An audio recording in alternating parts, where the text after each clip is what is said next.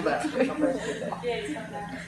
So, all right. So, what we're going to talk about today in a different format is 12 success principles. And the way I describe these are they're sequential. In other words, they build on each other.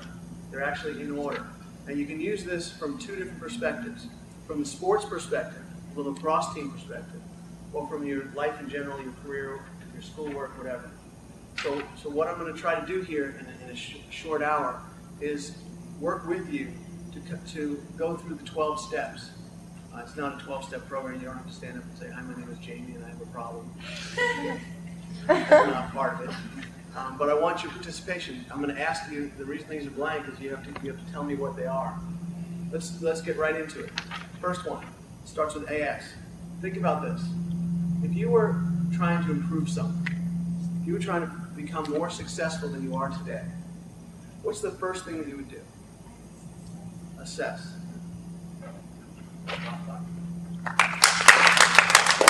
Assess. You assess.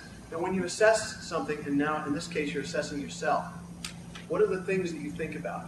What are the things that you need to put on a piece of paper? If that's what you're going to do. Name a couple of things, general categories. Strengths. Okay, weaknesses. When I say weaknesses, they're more like opportunities or challenges, but you need to know what your weaknesses are. And I say be aware of weaknesses, not beware of weaknesses, but be aware of weaknesses. And see, what do you do if you have a weakness? You got two choices. Accept it or overcome it? I say get around it. Figure out a way around it. For example, in college, I was terrible at foreign languages. I mean, just awful. My brain didn't work that way. So what I did was I changed my major to be a management major, which didn't require foreign languages. Now that sounds like an easy way out, but I didn't have the time or energy to try to become a stupendous foreign language person, and I wanted to get good grades for law school. So that's what I did. I got around it. There's nothing wrong with getting around it. You just have to realize it's there and be aware of them, and then make a decision of whether you want to overcome them, as was said, which is perfect, or do something to adapt, so to speak. Now, strengths, it's important to know your strengths. Some of you are better goal scorers. Some of you are better passers. Some of you are better at defense, goalie. You have to know your strengths, and that's where you focus on. What's interesting about strengths in society, American society is, think about this. Put yourself in the shoes of being a parent. I know most of you, if not all of you, are not parents yet. Put yourself in the shoes of a parent. Your child comes home, and they have 1 A, 6 B's, and a C. What are you going to do?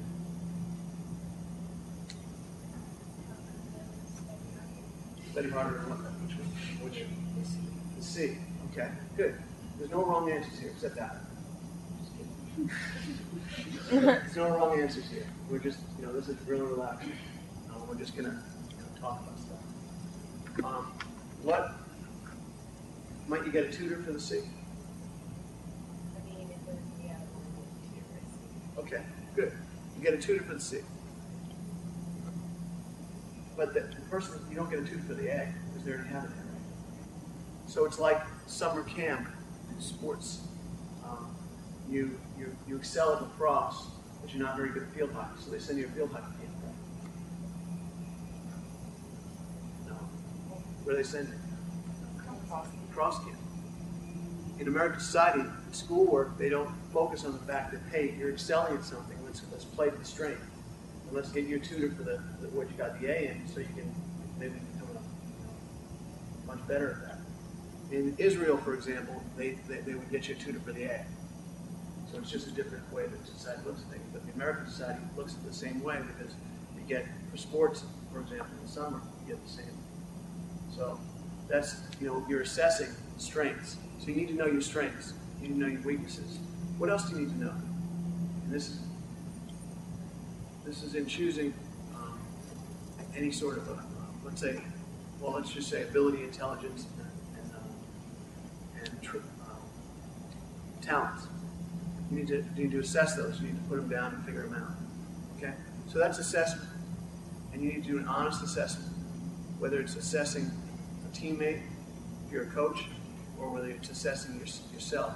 But one of the things you do is you ask other people. Make them comfortable helping you. This is especially important for the first years.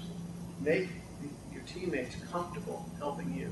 Sometimes it's very difficult to hear criticism, but the only way you're going to be able to improve is to listen to what's being said if you find it to be valid.